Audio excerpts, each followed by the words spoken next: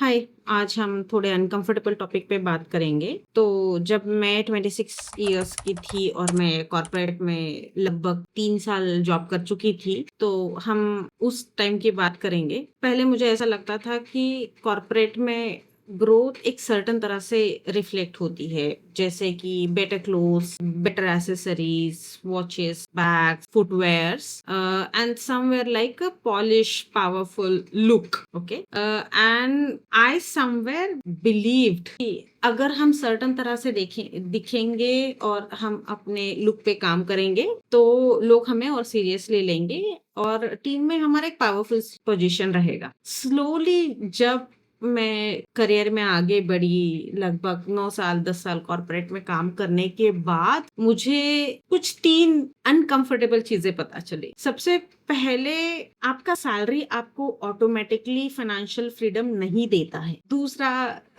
चीज पता चला कि looking glamorous is okay, but it will not give you power in your team. तीसरा, आपका हार्डवर्क ही सब कुछ नहीं होता है। लोग आपको आपके हार्डवर्क से याद नहीं रखते हैं। अप्रेजल प्रोसेस डिफरेंट होता है। मेरी तरह बहुत सारे प्रोफेशनल्स है जो ये 3 चीजें बहुत बाद में समझते हैं। तो चलिए आज हम ये 3 चीजों को और डिटेल में समझेंगे। तो मेरा सबसे पहला मिस्टेक था कि मुझे लगता था कि मेरी मेरी सैलरी बहुत है, सफिशिएंट है और मैं अपना लाइफस्टाइल उस हिसाब से अपग्रेड कर सकती हूँ। तो जब मेरा पहला सैलरी आया, उसके बाद मैंने धीरे धीरे धीरे अपने लाइफस्टाइल को बदलना शुरू किया। उसके साथ कपड़ों के ब्रांड स्विच हो गए, फुटवेयर स्विच हो गए। एक कॉस्मेटिक के शौक रखने वाले लोग समझ सकते हैं कि हम अपने लेयर स्विच कर देते हैं बिलो 500 टू अबव 1000 रुपीज। तो ये सब से मुझे एक चीज रियलाइज हुई कि अब मैं अपना रेंट पे कर सकती हूँ। फूड, क्लोथ्स, गैजेट्स, जो भी है चीजें जो सोशल प्रेशर, फैमिली एक्सपेक्टेशन के साथ आती है, मैं धीरे धीरे धीरे इसको अपग्रेड कर सकती हूँ।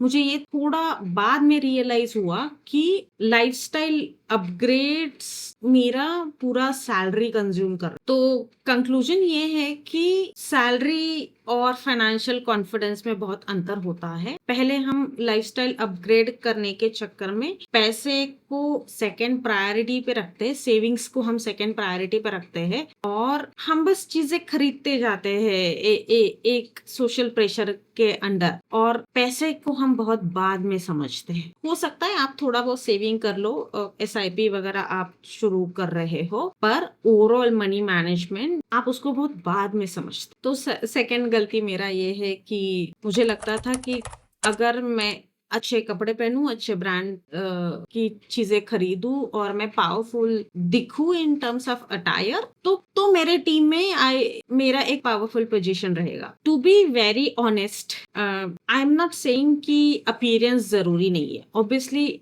इट कॉन्ट्रीब्यूट्स वैल्यू, पर आप अपने इंसाइट्स को किस तरह से रिप्रेजेंट करते हो, आपके थॉट्स में कितना क्लैरिटी है, it speaks more compare to your appearance. तो खुद को अच्छे से कैरी करना अच्छा है, सबको पसंद आता है, लोगों को एक कॉन्फिडेंस देता है। पर कॉर्पोरेट लाइफ में ग्लैमर से पावर नहीं आती है, थिंकिंग क्लैरिटी से पावर आती। तो अगर आपको आपकी इमेज में इन्वेस्ट करना है, I would be very transparent with you that you should focus on building communication first, interpersonal skills as a second pillar, and strategic thinking as a third pillar। ये तीनों को मिला के आपको टीम में एक फियरलेस स्पीकर की image मिलती है। मेरा तीसरा गलती कि मुझे लगता था कि मैं हार्ड वर्किंग हूँ और यही सब कुछ है। तो मुझे बहुत बाद में रियलाइज हुआ कि सिर्फ काम अच्छा करना ही सब कुछ नहीं है, उसको अच्छे से रिप्रेजेंट करना भी जरूरी है। तो लोग आपके काम को याद नहीं रखते हैं, उनको हमेशा एविडेंस देने की जरूरत होती है। तो आपको क्या नोट डाउन करना चाहिए हमेशा? आपके हाई पॉइंट्स की, क्या आपने बहुत बेहतर किया, कुछ नया इनोवेशन किया, कुछ नया प्रैक्टिस लॉन्च किया, कितना टाइम कम हुआ, उससे आपने कितना बेहतर आउटपुट दिया। आपके लो पॉइंट्स, जहां आपको लगे कि ये चैलेंज था, ये बहुत डिफिकल्ट था, इस तरह से टीम ने स्ट्रगल किया, या आपने इस तरह से स्ट्रगल किया।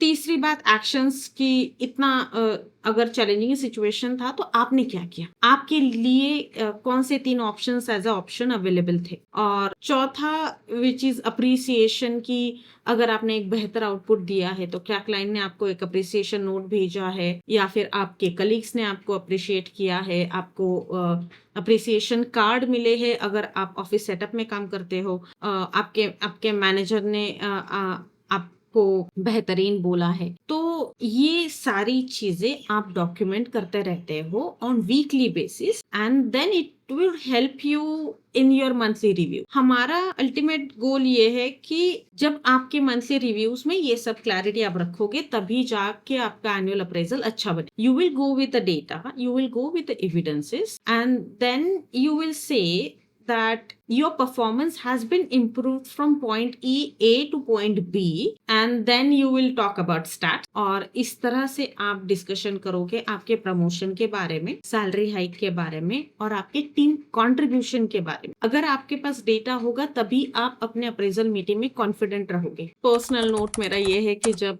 मैं 26 साल की थी तो मुझे ऐसा लगता था कि अगर मैं ग्लैमरस दिखूं, मैं पावरफुल दिखूं, वही एक इम्प्रेशन है कॉर्पोरेट ग्रोथ को मेजर करने का। और अब जाके जब मैंने 10 साल कॉर्पोरेट में पूरे किए हैं, मुझे ये चीजें बाद में रियलाइज हुई कि being visible in the right way is important. तो शो ऑफ करने से आपको ये सब चीजें पावर नहीं मिलती है। आपको एक स्टेबल करियर ग्रोथ तब मिलती है जब आप पैसे को बहुत अच्छे से समझते हो, आपके बातों में क्लैरिटी है और आप अपने सारे काम का डॉक्यूमेंटेशन सही से रख रहे हो। तो सारी चीजें एविडेंस बेस्ड। आज के लिए बस इतना ही। Dhanashree signing off.